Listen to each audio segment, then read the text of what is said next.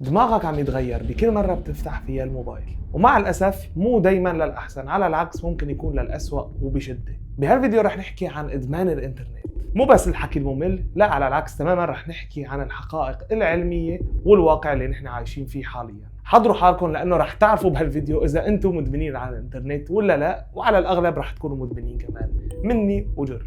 تابعوا الفيديو للأخير، حطوا لايك واشتركوا بالقناة ويلا نستمتع.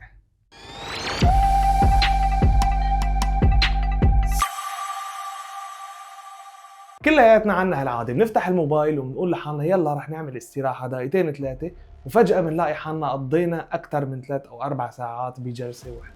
هذا الشيء اسمه ادمان ولا لا؟ ادمان الانترنت هو الحاله اللي بيصلها كل انسان لما ما يعود بيقدر يسيطر على مده استخدامه للشبكه، حتى لو عرف وتاكد انه هو بهذا الشيء عم يضر حاله. علميا اي ادمان بينصاب فيه الانسان هو نتيجه تعرضه لدفعه كبيره من الدوبامين بعد تعرض أو قيام الإنسان لشيء معين. يعني هرمون المتعة اللي بيزيد عند البشر لما يعملوا شيء بيحبوه أو ياكلوا شيء بيحبوه، شوكولاتة أو بعض أنواع المخدرات أو أكلة معينة أو قيام بشيء معين الواحد بيحبه وبينبسط فيه. في دراسة بعام 2020 بجامعة هارفارد أثبتت إنه النشاطات اللي بيعملوها البشر أونلاين مثل السوشيال ميديا أو ألعاب الكمبيوتر أو البلاي ستيشن بتحفز مناطق عديدة بالدماغ بتخلي الإنسان يشعر بالمكافأة. وطبعا الشخص بعد ما ينبسط بهذا الشعور بيصير بيطلب المزيد من شو؟ من الشغلات اللي قلناها بهي الدراسة، سوشيال ميديا، جيمينج وأشياء تانية كلياتها أونلاين. يعني بالمختصر دماغك عم بيقول لك لسه شوي ولسه شوي كمان لبين تلاقي حالك سهران على فيسبوك من وقت ما أسسوه بعام 2010 لحد اليوم. دماغ البشر مو روبوت، لكن السوشيال ميديا والإنترنت عم بيخلينا نتعامل معه كروبوت ونبرمجه كمان. الإفراط من استخدام الإنترنت بيأثر على المادة الرمادية اللي بالدماغ، وخصوصاً على القشرة الجبهية اللي بتأثر على نقطة أو موضوع اتخاذ القرارات بالذات عند البشر وضبط ردات الفعل.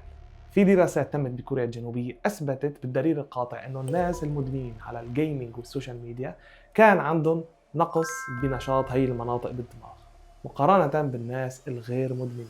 أبسط تجربة فيكم تعملوها إنه تحطوا موبايلكم بالدرج أو بالسحابة وتغطوا، تحاولوا ما تستخدموه لمدة 4 أو 5 ساعات وحتى ما تشوفوا أبداً، وتشوفوا ردة فعلكم، رح تتحملوا ولا بعد شوي رح تقوموا وتفتحوا الدرج وتاخذوا الموبايل. والأحلى من هيك إذا بدكم إياه يختفي، وكمان تتعالجوا من الإدمان، مو بس إنه تعرفوا حالكم مدمنين، لا أعطوه لأمكم. الأم دائماً عندها قدرة أنها تخفي الأشياء لدرجة إنه هي شخصياً ما تعود تعرف وينها.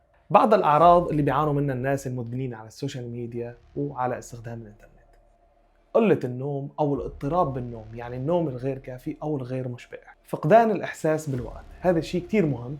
نحن لما نقعد على السوشيال ميديا أو على الفيديو جيمز ما بنحس شلون مروا ساعة ساعتين وثلاثة بدون ما ناخد ونطلع على الساعة.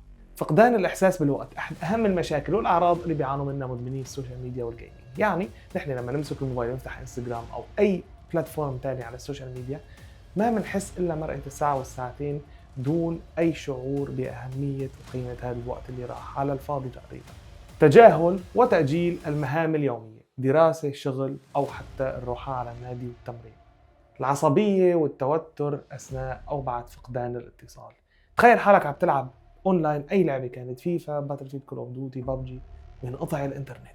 ما تدري راح تكون ردة فعلك أو ردة فعلك يا أصدقائي المتابعين بسيطة، ورح تقولوا يلا حسبي الله ونعم الوكيل، معلش خيرها بغيرها. على العكس في كثير من الفيديوهات بتنتشر على الانترنت لناس بيحسبوا وبيرموا الكنترولر على الشاشة وبيكسروا الشاشة أو بيحطموا الكمبيوتر بسبب إنه انقطع الاتصال أثناء اللعب.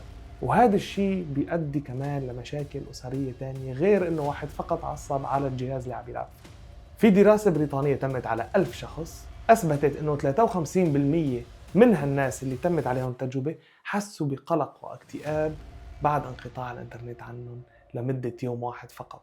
يعني حاليا بصراحة حتى الواحد هو عم ياكل على الفطور أو أي وجبة تانية صار يحس حاله عايش بالقرون الوسطى إذا ما مسك الموبايل وقلب شوي بالإنترنت أثناء الأكل حتى.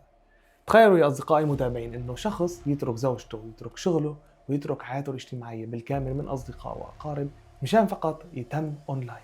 هذا الشيء موجود حاليا، وفي ناس عم بتمر وعم تعاني من هالمشاكل هي. بالصين تم تسجيل العديد من حالات الوفاة لناس ماتت هي عم تلعب أونلاين لأكثر من 20 ساعة بسبب قلة النوم وقلة الأكل وشرب المياه والسوائل بالجسم. وبدول تانية أكيد عم بيصير يوميا حالات خسارة علاقات أو حتى وظائف بسبب السوشيال ميديا. يعني تخيل حالك قاعد بالمكتب والشيف هو رايح وهو رجعان عم يشوفك مسك الموبايل وعم تقلب بريلز وبشورتس.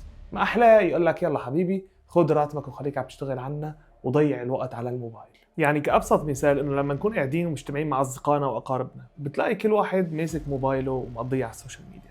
هل هذا معناته انه نحن مجتمعين مع بعض ولا بالعكس كل واحد بيكون لحاله لانه كل واحد منفصل ومنعزل عن العالم الخارجي بالانترنت؟ يعني شو فائدة انه الشخص يكون عنده الالاف والملايين من الاصدقاء على الانترنت لكن هو بالواقع طول الوقت قاعد لحاله بالبيت؟ ومع الاسف هذا الشيء ادى لانه الناس تستبدل العلاقات الاجتماعية المباشرة بعلاقات اونلاين وديجيتال. وحتى العلاقات العاطفية تأثرت كثير.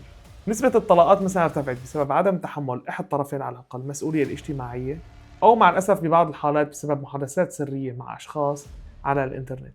يعني مع الأسف الإنترنت خلى بناء العلاقات سريع جدا لكن هدم العلاقات أسرع، والخيانة صارت متاحة وسهلة وبيد الجميع. وحتى المشاعر ما عادت تصل بالمحادثة بين الأشخاص. يعني ممكن أنت تكون عم تبعت إيموجيز لشخص عم يضحك أو وجه عم يضحك لكن في الحقيقة أو بالواقع أنت قاعد عم تزور طول الوقت وغير سعيد، على العكس تماما تكون متضايق ومزعوج. أهم خطوة لترك الإدمان هو الاعتراف فيه. حتى لو كان دماغكم عم بيقول لكم لا نحن ما لنا مدمنين، هذا الأمر طبيعي.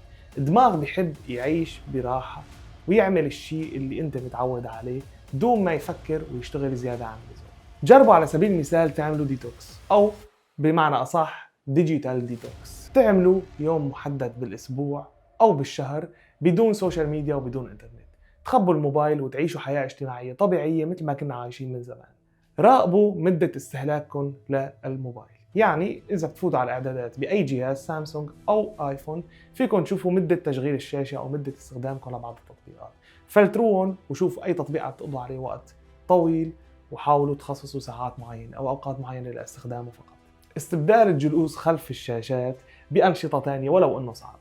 رياضة، قراءة كتاب، الخروج مع الأصدقاء، أو حتى لو تنزلوا تمشوا حوالين البيت وترجعوا. أي نشاط تاني يلهيكم عن الإنترنت. وأهم شيء تعملوه لحتى تتخلصوا من الإدمان هو إبعاد الموبايل عن غرفة النوم. لما تروحوا تناموا والموبايل معكم رح تقضوا أقل شيء ساعة على الريلز والشورتس، وهذا الشيء رح يسبب عنكم كمان مشاكل بالنوم، بالإضافة لأنه عم تضيعوا وقت فيكم أنتم تستغلوه بشيء تاني قبل النوم أو حتى تناموا لحتى تشبعوا نوم لمدة أطول. إدمان الإنترنت مو مشكلة وقت أو هواية زادت عن حدها. إدمان الإنترنت صار مرض ومشكلة بتأثر على حياتنا كلها. لازم نلاقي له حل ولازم نعالجه بالخطوات اللي قلتها بالفيديو، أو حتى لو اضطر الأمر الواحد يروح عند طبيب. إذا حسيتوا حالكم انصدمتوا بالمعلومات اللي سمعتوها واستمتعتوا واستفدتوا كمان، شيروا هذا الفيديو بين أصدقائكم لتعمل معرفة على الجميع. حطوا لايك واشتركوا بالقناة وفعلوا زر الجرس. اكتبوا لي بالتعليقات عن شو حابين يكون الفيديو القادم. وسلام.